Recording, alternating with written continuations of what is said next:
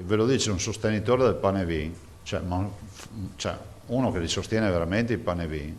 Cioè, vi dico che quest'anno è impensabile programmare a 6 di gennaio pane vin con migliaia di persone. Cioè, Arcade farà, quando va male, farà 6-7 mila persone. Il virus, se da un lato accende i focolai, dall'altro spegne i roghi secolari e benauguranti che caratterizzano l'inizio dell'anno in Veneto, decisione anticipata dal sindaco di Arcade, comune del pane vin più grande e simbolico, dove lo stesso Zaia da anni è cerimoniere. Ci sono un sacco di bimbi, un sacco di persone anziane, è la tradizione, la storia, l'identità. Perché secondo me ha fatto benissimo il sindaco Gazzabin di Arcade. E immagino che sarà seguito da tutti gli altri. Inimmaginabile preservare la tradizione ai tempi del Covid, da Arcade a Noale, passando per le centinaia di manifestazioni in tutta la regione. Del resto il tema è proprio quello degli assembramenti, troppi anche nel giorno del Black Friday. Ieri non abbiamo avuto un bel segnale, proprio per nulla. Non posso pensare che adesso sia un problema avere la zona gialla, perché se non piace la zona gialla provatevi quella arancione. Non c'è nessuno che deve offendersi. Però è pur vero che se continuiamo con gli assembramenti i contagi continueranno a salire perché il virus c'è.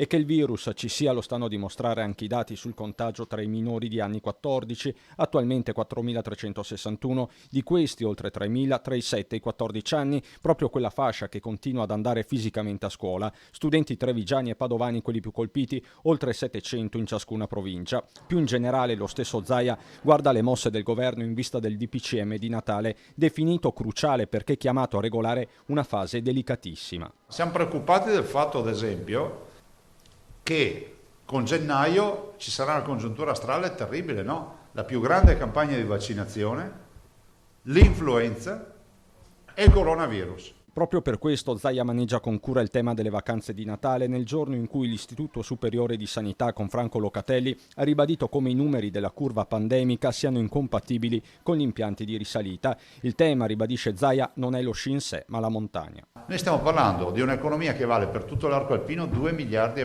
di euro. Allora dico, è sempre a parlare di scale. No, non stiamo parlando di soldi, ma stiamo parlando di sopravvivenza, che è un'altra roba. Perché una montagna senza la stagione è una montagna che si spopola.